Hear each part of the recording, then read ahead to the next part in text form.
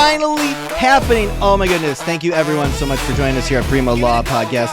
We have the most amazing, really huge news today because, as you know, I, as a practicing immigration attorney, also do many other things, but I sit with clients and they ask me questions, and sometimes I got to go to uscis.gov to look up processing times, and lo and behold, what a blessing. What a blessing of the Christmas season. Isn't this amazing, guys? They're really bringing Christmas back and making Christmas and American Christmas great again, because as I logged in to uscis.gov, you will not believe what my eyes were blessed to behold in this Christmas season, in this Christian holiday. The Trump Gold Card is here, and I couldn't be happier about it. I couldn't be more enthusiastically surprised and rejoicing. I mean, it really is, guys. It really is a season to be rejoicing. Thank you so much for joining us. We're going to dig into it today. Okay, so it's no mystery what we're talking about today.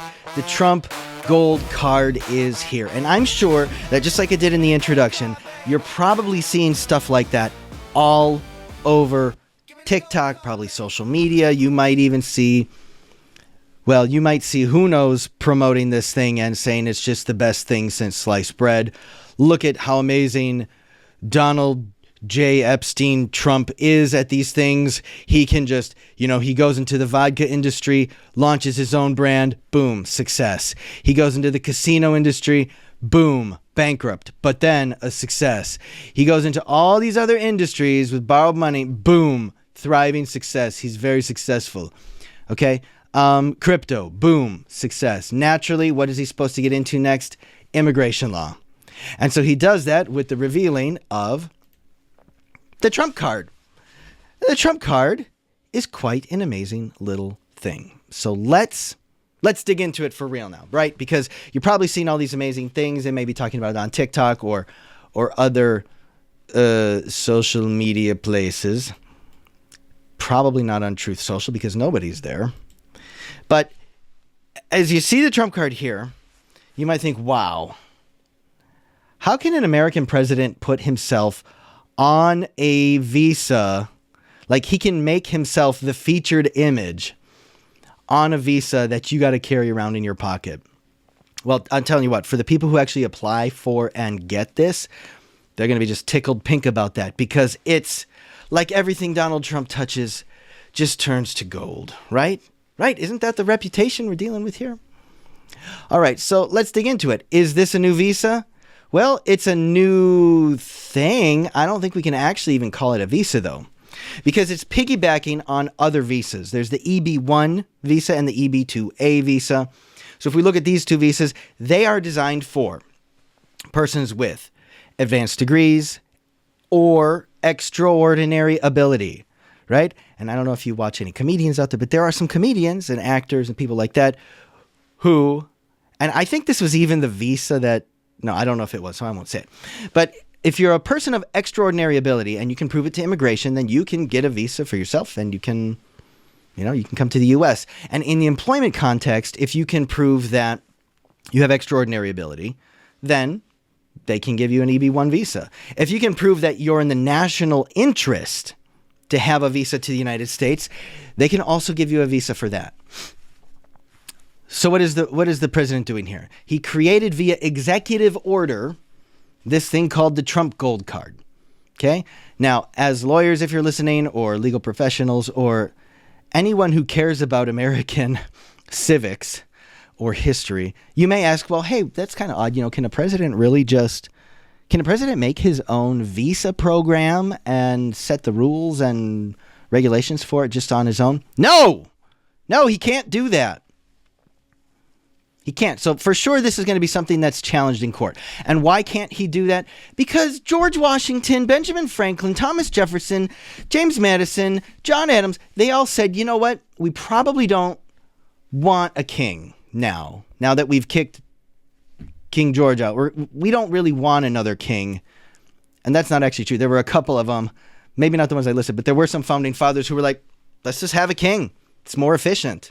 Okay. But the rest of the founding fathers were like, No king. We don't want an executive with ultimate authority. So, under the U.S. Constitution, the authority to regulate the naturalization of persons was given to the Congress, right?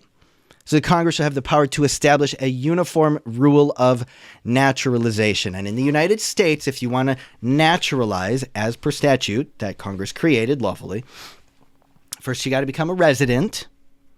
Then you have to wait an appropriate amount of time, apply and become a citizen through the naturalization process. Okay.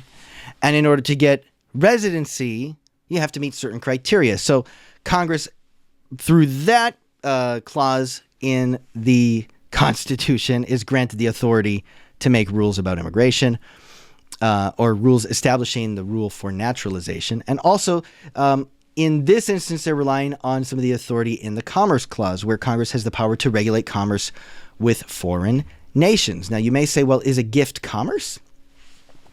Well, in this situation, it is, because once you gift, and we're going to go over the requirements, but if you give a gift to the United States, they're going to give you something in return. That's an exchange of goods and services, so that is commerce. All right, so they're relying on those authorities in order to create this status or this pathway to residency, this pathway to a visa, which already existed. They sort of tack it onto an existing visa, which then gives you residency, which then can put you on a path to U.S. citizenship. So we're sure to see that get challenged in court. So just keep that in mind for your clients if they ask you if they should apply for this or not. But what is it, right? So let's go look, because the only place with authoritative information right now is the USCIS website. And this is the first slide in the deck as we look at that. Look at that. He's got a very determined look on his face. He's probably wondering where he is or who these people are next to him. He might have just woken up from a nap. But he's got that iconic Donald Trump hair. Let's click to learn more. Okay, so the gold card, unlock life in America. Scroll for more. Great, let's do it. Okay, it looks like a credit card. Okay, I don't know if that's 45th and 47% that they're going to charge you for it. Let's find out. Keep going here. Special benefits. All right, you've got two classes. You've got the individual card, and then you've got the business card for the corporate interests out there. Again, when we look at the individual card, here's the promise. For a $15,000 application fee, okay, so already it's kind of expensive, $15,000 application fee, and after you give the U.S. Treasury $1 million as a gift, you won't get it back. It's not an investment. You're not going to collect interest. You give it as a gift to the U.S. Treasury. Well, then USCIS, immigration is going to say, hey, you either have extraordinary ability, because you obviously have money if you can give us $1 million. That's extraordinary. So visa for you. So they'll either put you in that category, or they'll say, whoa, $1 million, huh? Well, you gave it to us, and that's in the national interest. So it's in our national interest to have you here. Now, there's some logical flaws with that, right? So let's take a look at that right now. The logical flaw is, just because you have money doesn't mean you have an extraordinary ability and merit an EB-1 visa. You might be dumb as rocks. You may be a flaming narcissist.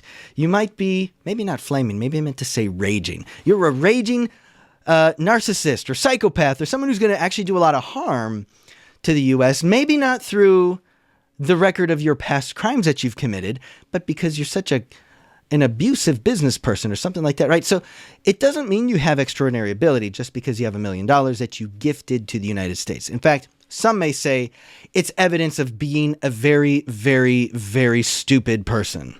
Some might even call you a little piggy, all right? So there's the logical flaw, and I'm sure we're going to see challenges like that, maybe in more legal and technical jargon come up in the filings, but essentially that's going to be the argument.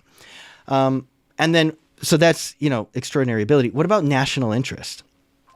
Is it in the national interest for us to have foreigners giving the Treasury $1 million at a time? How does it really help us? We don't need it. We've operated fine without it. If we want money from foreigners, the president already learned you can just raise tariffs. That's how you do it, right? You get money from foreigners by raising tariffs, and they pay a lot more money that way. It's billions instead of whatever. Now, whether you as president alone have the executive or kingly authority to do that, the courts have so far said no, but I think the Supreme Court's going to sound off on that before long. So we'll see. We'll see. But it's not, this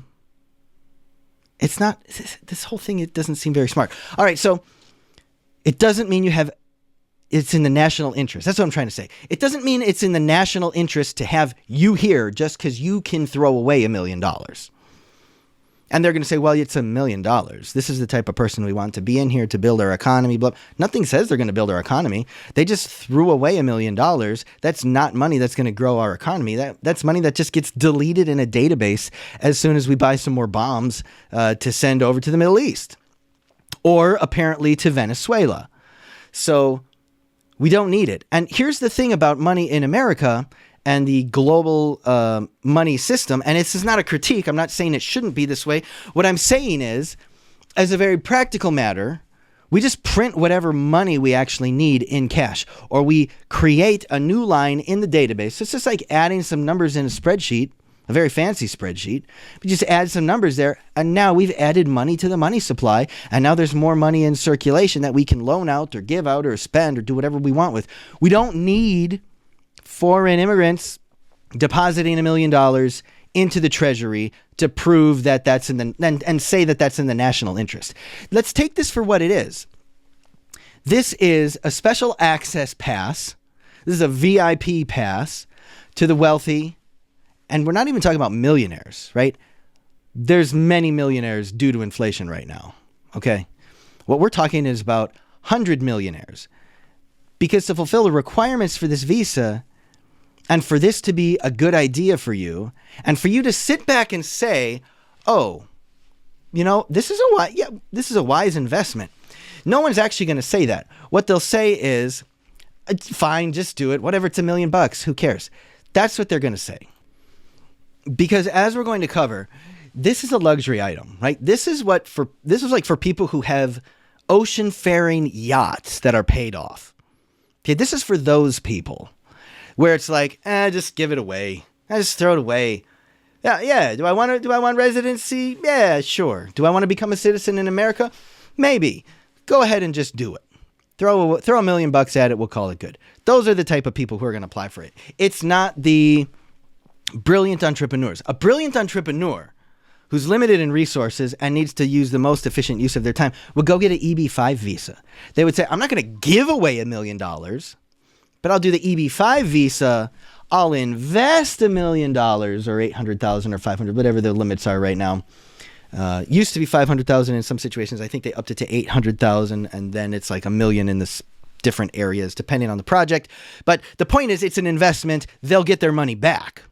Right? They're going to invest money, make jobs, make a return on that money, and then they can cash it out at some point if they want to as well. With the gold card and what they're promoting as the platinum card, it's either $1 million, $2 million for the corporate one, or $5 million for your platinum double diamond elite status. Okay, they're using the language of multi-level marketing here. Okay, so that's the type of scam we're running with USCIS and immigration law right now. All right, let's go back to some of the details here because these are fun to review. So we talked about the gold card. That's for an individual, right? You want to bring in a family member? Absolutely. No problem. You can definitely bring in a family member. Just pay another $1 million and another $15,000 application fee, and let's make sure little Susie's not a terrorist, which is a problem because all kids are terrorists at some point. All right? So $1 million per family member too. So it's not like a family visa. They're not encouraging you to bring the family. We should be calling this the Epstein Visa because that's who it's made for. It's made for the Epstein clients who want to get away from the wife and kids, behave like a naughty boy, and then go back to life, whatever, and think it's normal and everything's fine. I think we could call this the Epstein Visa. Not only is it for those type of people who have those type of resources and to encourage that type of lifestyle because it doesn't encourage family values here. They're not saying, yeah, bring in a wife. Yeah, bring in your kids. That's good for American society because we all believe that in a good American Christian society, and I'm just saying Christian because that's what the right-wing popular media nationalists are saying. Now, in a good Christian society, the family is the fundamental element or the fundamental building block of society. So it's so important. This visa is saying, screw them. You don't need to bring in your family. You want to bring in a family? Yeah, you can pay another $1 million, but we're not going to include them as a benefit to this visa. Pay us $1 million, pay $15,000 application fee. You probably got to pay a lawyer to make sure you're not doing anything wrong. And hopefully this holds up to court scrutiny and you're in.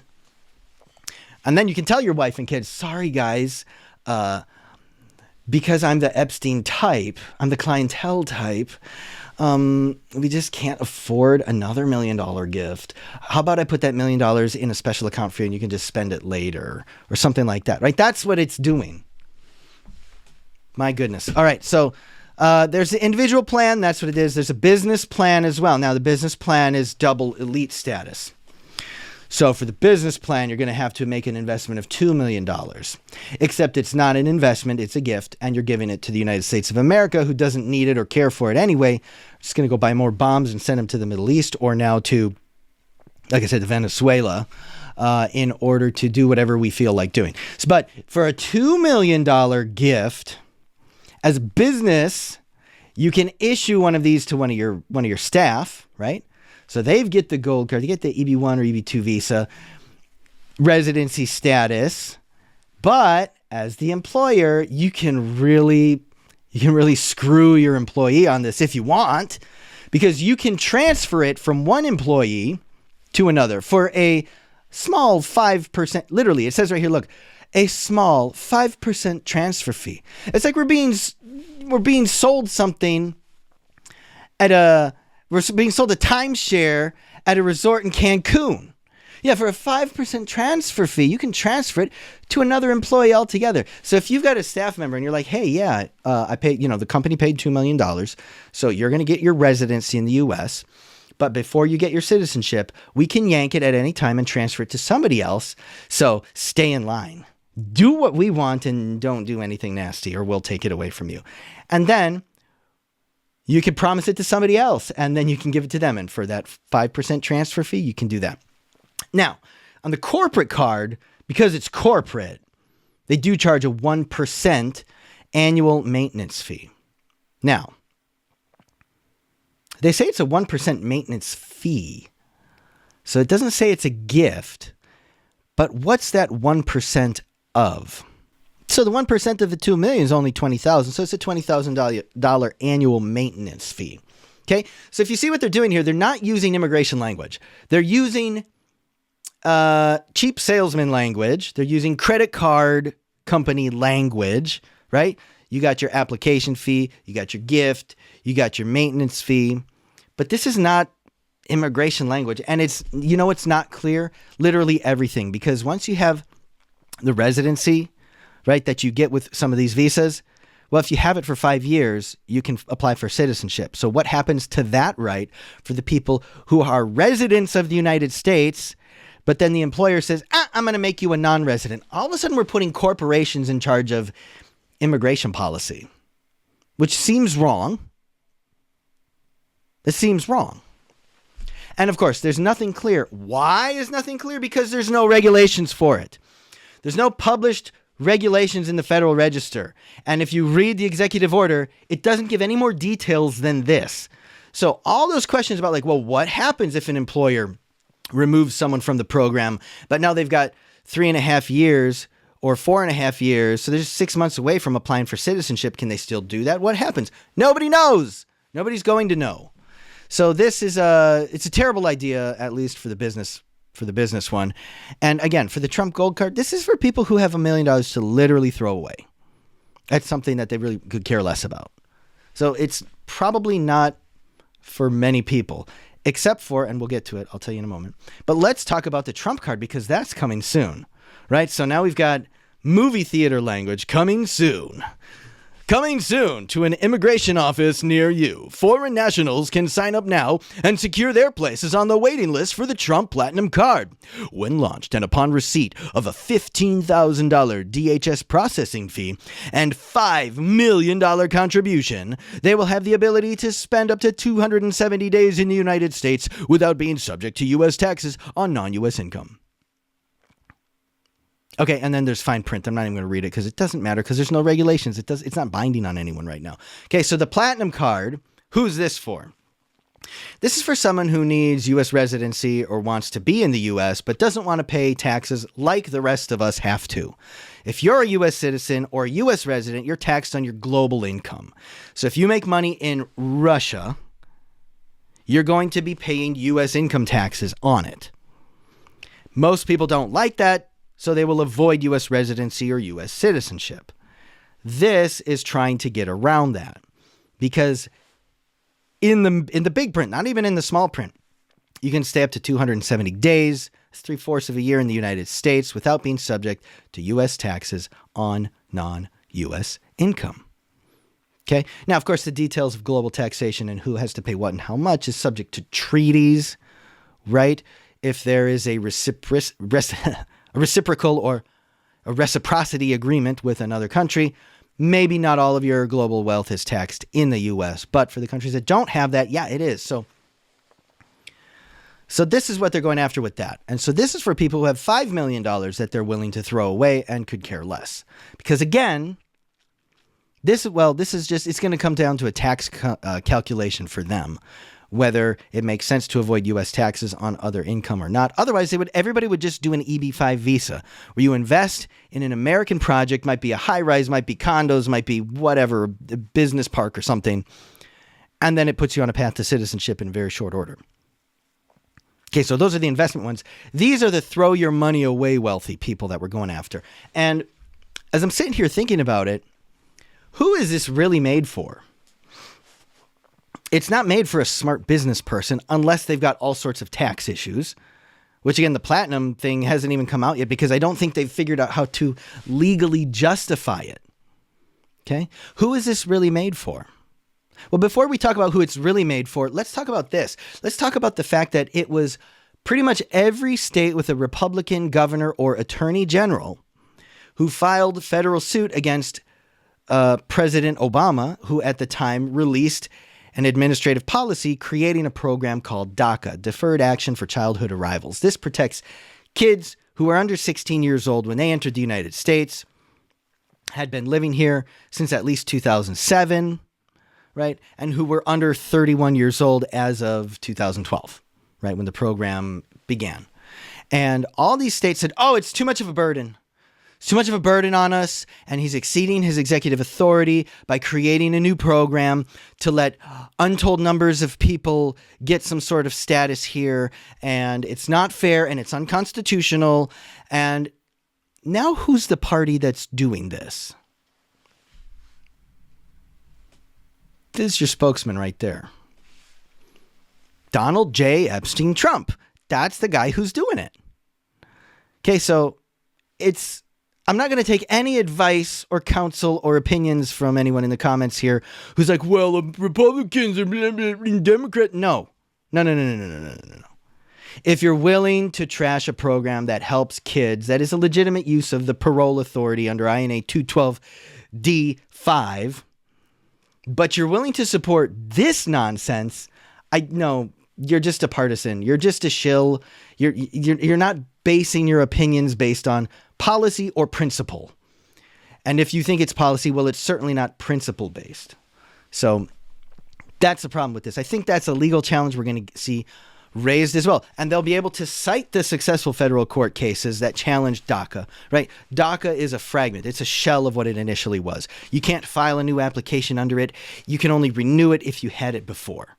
Okay. So it's been gutted by this administration and the friends of this administration, who are playing partisan politics with people's lives, which is very sad. Okay, so that's what we're dealing with here. Now, who's it for? Let's look at some keys. There's some cues we get here, right? There's gold card, platinum card. So not only are we talking about it like it's a credit card, like it's nothing.